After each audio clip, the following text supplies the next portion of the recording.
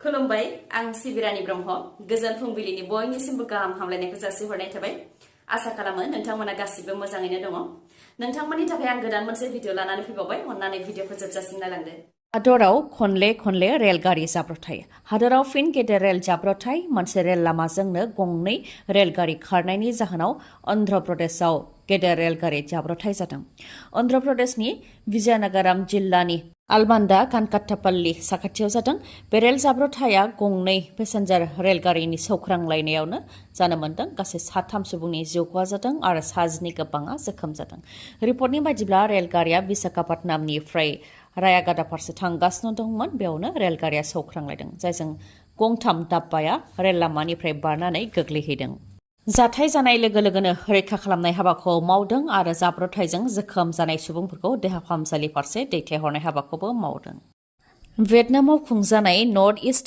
India festival 2023आव बर'फोरनि समायना रमायना मोसानाय दिन्थिफुंदों भियेटनामनि हो ची मिन सिटीआव 27, 28 आरो 29 सानथामनि हाबाफारिजों नर्थ इस्ट इन्डिया फेस्टिभेल 2023खौ खुंफुंनाय जादोंमोन जेराव बिटिआरनिफ्रायबो मोनसे मोसाखावरि हान्जाया बाहागो लाहैदों जेराव बिथांमोनहा बर'नि मोसानाय बागुरुम्बा दावस्रि देलाय मोसानाय आरो जारा फाग्ला मोसानायखौ दिन्थिफुंदों आरो गोबां सुबुंफोरनिफ्राय बाख्नायनायखौ मोननो हादों होननानै फोरमायथिदों भियेटनामाव बिटिआरनिफ्राय बाहागो लाहैनाय बिथांमोनहा आरो प्रमद बर'निसिमबो साबायखर बावहरदों प्रमद बर'नि नाजानायावनो भियेटनामाव फैनो हादों आरो बर' हारिनि हारिमुखौ गुवारै दिन्थिफुंनो हादों होननानै फोरमायथिदों बेनि थाखाय प्रमद बर' बिथांजों लोगोसे बिटिआरनि रायजो राजाफोरनिसिमबो साबायखर बावहरदों भियेटनामाव बाहागो लाहैनाय बिथांमोनहा इजराइल आरो पेलेस्टाइननि गेजेराव जानाय दावहाया जोंनि भारतआवबो नांफैबाय नामा मैयानि सानाव केरालायाव ख्रिस्टान धोरोमारिफोरनि मोनसे सभायाव फारियै खेबथाम बम बेरहोनाया साननो गोनां जादों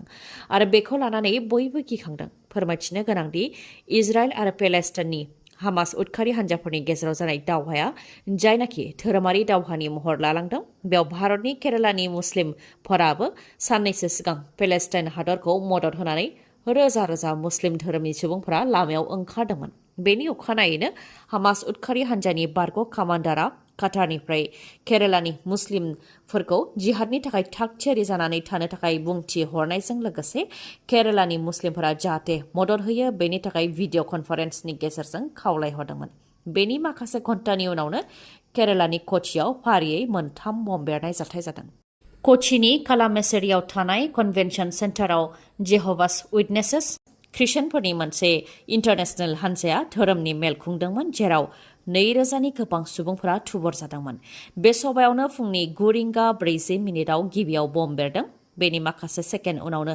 फारियै आरोबाव थरनै बम बेरदों दासिम 2 सुबुंनि जिउ खहा जाबाय आरो 52 जोखोम जादों जोखोम जानाय 52नि मादाव 10नि देहाया 50% बांसिन अदेबानि देहानि खावसे बाहागोनि बांसिना अरजों खामजादों 52 जोखोम जानायनि मादाव 18आनो आइसिइउआव दं आरो 6आ जोबोद गाज्रि थासारियाव दं होननानै मिथिनो मोननाय जादों बेनिखायनो थैनायनि सुबुं अनजिमाया आरोबाव बांबावनो हागौ रिपर्टनि बायदिब्ला थरथाम बम बेरनायनि मादाव थरसेया सभा सोलिबाय थानायनि गेजेर जायगायावनो बेफ्रुदों आरो थरनैया जिङाव बेफ्रुदों टिफिन बक्सआव बम सोनानै दोननाय जादोंमोन होननानै रिपर्टआव मोननाय जादों फोरमायथिनो गोनांदि बम बेरनाय लोगो लोगोनो मोनसे गिथावना थासारि सोमजिदों बिथांमोना जिउ रैखाथिनि थाखाय आरो मददनि थाखाय गाबख्रावबायनो गोनां जादों जायनि थाखाय मोनसे होंगो दोंगो नारा-नाथार होस्रिख्रावनाय थासारि सोमजिदों जाथाय जानाय लोगो लोगोनो अर खोमोरग्रा बिफान आरो पुलिसा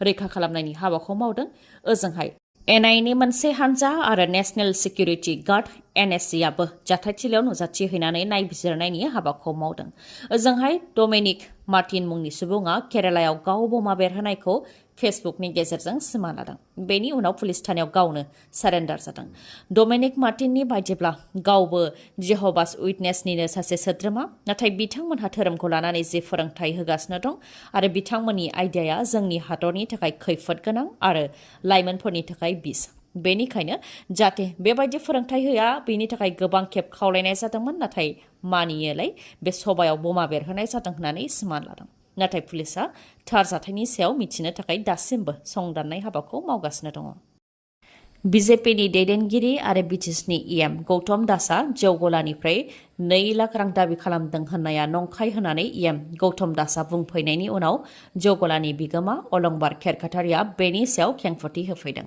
अलंबार खेरखातारिया फोरमायथिदों दि गमामायैनो गौतम दासआ ट्रेड लाइसेन्स रिनिउ खालामनायनि मुङाव जौ गलानिफ्राय रां दाबि खालामदोंमोन आरो रां मोनैनि जाहोनाव जौ गलाखौ बन्द खालामनो थाखायबो फैदोंमोन होननानै फोरमायथिदों बिथाङा।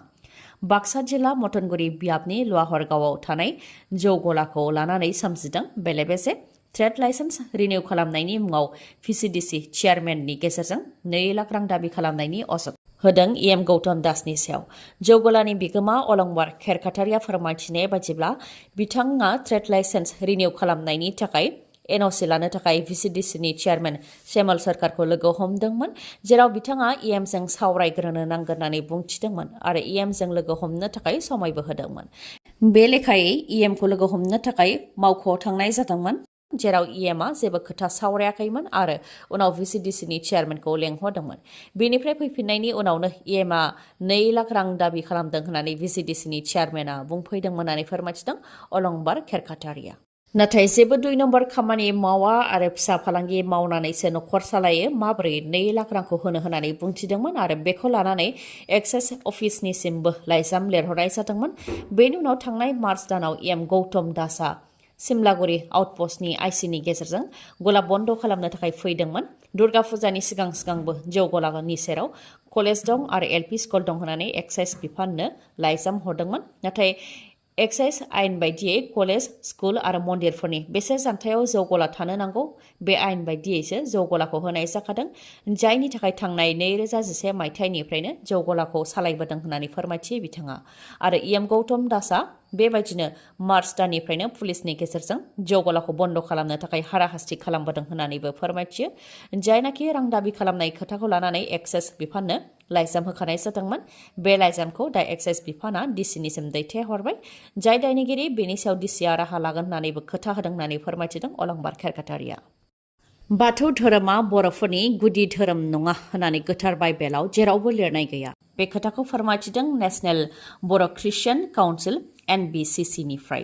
बावैसो सान सिगां बड' ख्रिस्टियान कार्टुन मुंनि इउटुब चेनेलनि गेजेरजों बाथौ धोरोमा बर'नि गुबै धोरोम नङा होननानै बुंनायनि हेंथायै NBCCनि आफादगिरि रेभारेन्ड डक्टर अर्जुन बसुमतारी आरो लोगो आफादगिरि रेभारेन्ड सुशील दैमारी बिथांमोनहा खौरांगिरि मेल खुंदों। बिथांमोनहा फोरमायथिदों दि बाथौ धोरोमा बर'नि गुदि धोरोम नङा होननानै गोथार बाइबेलाव जेरावबो लिरनाय गैया।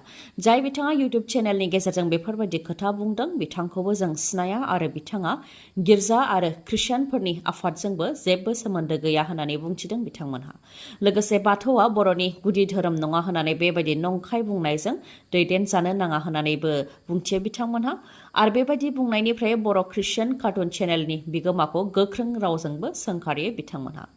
बिथांनि बेबायदि बुंनायजों बर'फोरनि समाजाव मोनसे गुलुं गुजुं थासारि लाबोगोन होननानैबो बुंथियो NBCCनिफ्राय।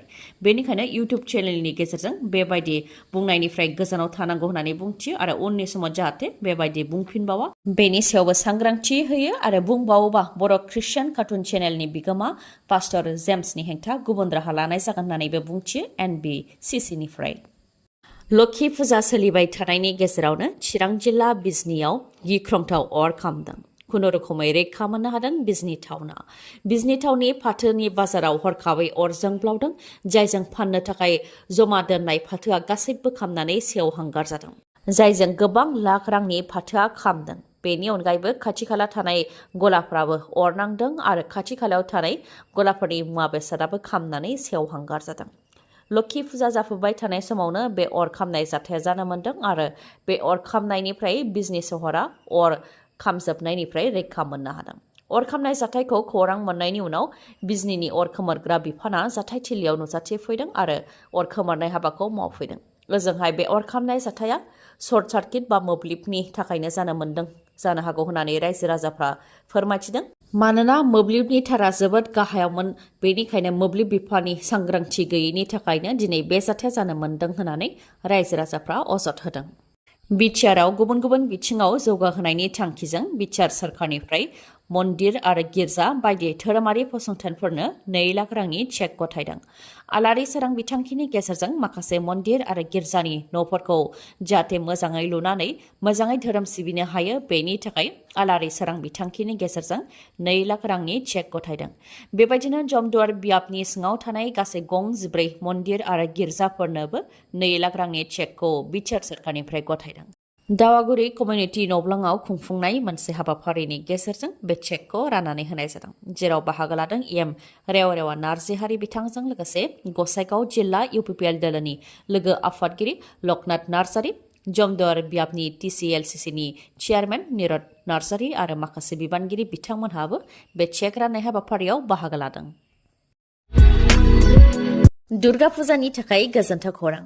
बे गोथार फुजानि समाव नोंथाङा गोदान बाइक बा स्कुटि बायनो सानदोंबा नोंथांनि थाखाय गोजोनथाव खौरां। काजलगावनि एमएमएच अट' हन्डा श'रुमा नोंथांमोननि थाखाय देरसिन अफार फोसावदों। जायखिजाया बाइक बा स्कुटि बायोब्लानो नोंथाङा गंसे साइकेलबो मोनथारनो हागोन। आइ बिमा दुर्गा फुजाखौ बिथा खालामनानै स्पेशल अफार होदों काजलगावनि एमएमएच अट' हन्डा श'रुमा। स्पेशल अफारफोरा जाहैबाय जायखिजाया बाइक बा स्कुटि बायोबा बेसेन नाङालासे गंनै हेलमेट मोननो हागोन। बेनि अनगायैबो 2,000, 2,500 आरो 4,000 रांनि भाउचार नोंथाङा मोननो हागोन, जायनि गेजेरजों नोंथाङा गंसे साइकेल मोननो हाथारगोन। बेनि अनगायैबो L&T फाइनान्सनि गेजेरजों फाइनान्सआव बाइक नङाबा स्कुटि लायोब्ला 5,000 रांनि स्मार्ट घड़ीबो नोंथाङा मोननो हागोन। बेफोरनि अनगायैबो खम रां होग्रोनानैनो अदेबानि 15,000 रां डाउन पेमेन्ट होनानैनो नोंथाङा गोदान बाइक बा स्कुटिखौ मोननो हागोन। लोगोसे नोंथाङा जुदि नोंथांनि गोजाम मटर साइकेल बा स्कुटिखौ सोलायनानै गोदान मटर साइकेल बा स्कुटि बायनो गोसो दंब्ला बे खाबुखौबो नोंथाङा एमएमएच अट' हन्डा श'रुमनिफ्राय मोननो हागोन। फुजानि बे गेदेर खाबुखौ मोननो थाखाय नोंथाङा गोख्रैनो काजलगावनि एमएमएच अट' हन्डा श'रुमनिफ्राय मटर साइकेल बा स्कुटिखौ बायनानै लाबोदो।